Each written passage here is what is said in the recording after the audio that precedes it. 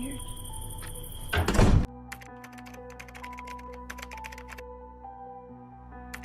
Every town has a dark side.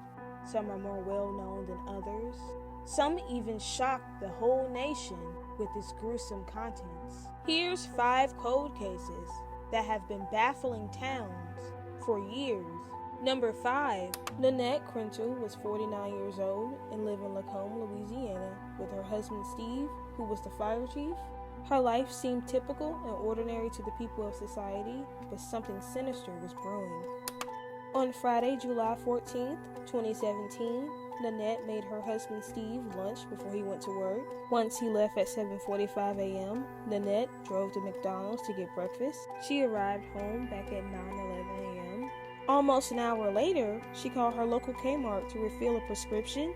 Then she had one last phone call around 1:30 p.m. This was the last contact she had with the outside world. Then, just an hour later, a 911 call was placed by a neighbor to report a fire at Lynette's home. The fire department arrived and began putting out the blaze that had engulfed the home.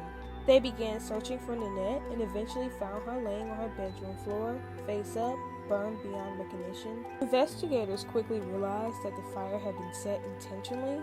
The major clue was that every camera around the house was doused in accelerant.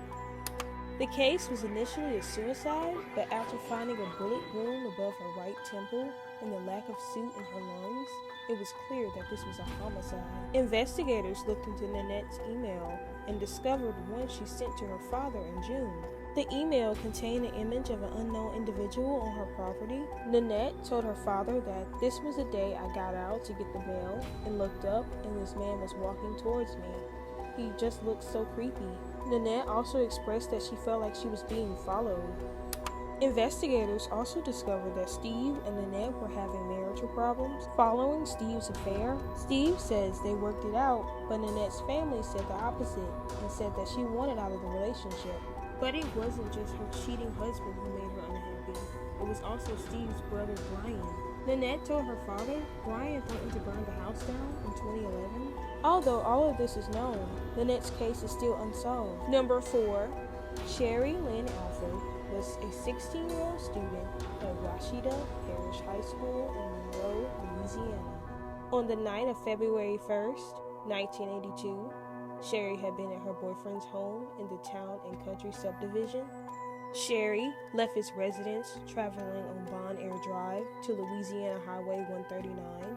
Just prior to midnight, Sherry's lifeless body was found near her 1982 Ford. The car had came to a complete stop in the northbound lane.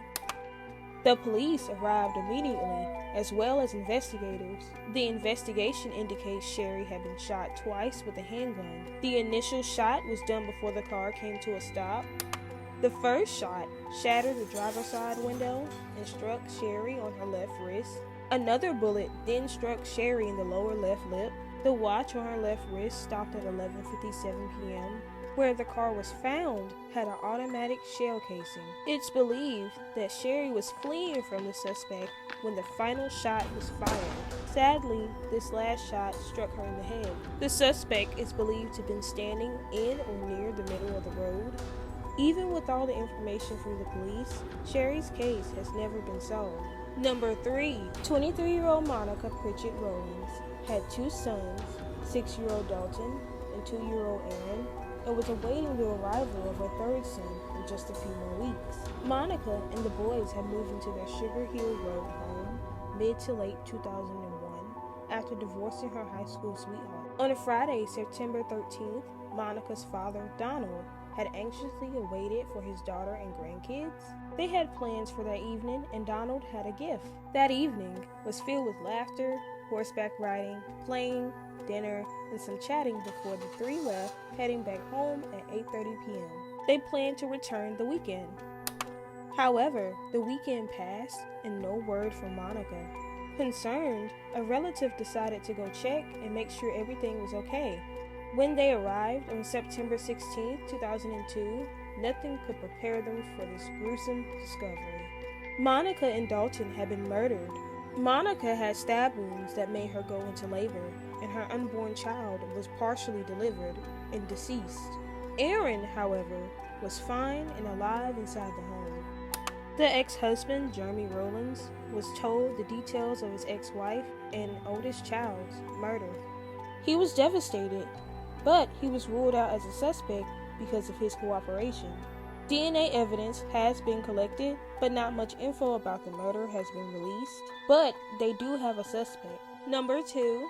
Joseph's mother, Leah, said Joseph left her home on July 25, 2015, around 8:30 or 9 p.m. to go visit a friend.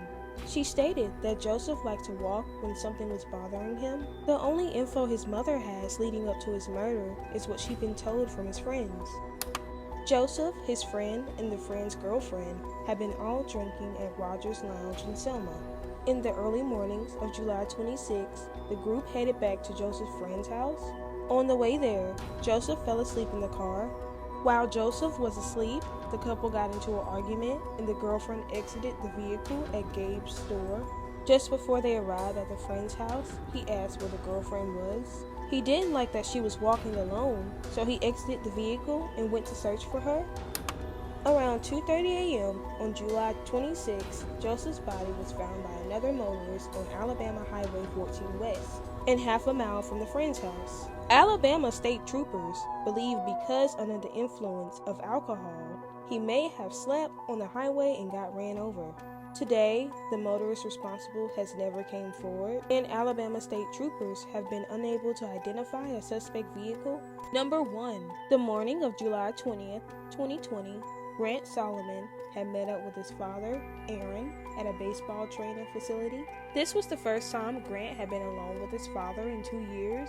He had expressed to those around him that he was scared of his father. Aaron claimed that he saw Grant exit the truck, but then looked away. When he looks back up, he sees Grant's truck rolling into the ditch. At 8:40 a.m., Aaron calls 911. He tells the dispatcher that his son's truck backed over him.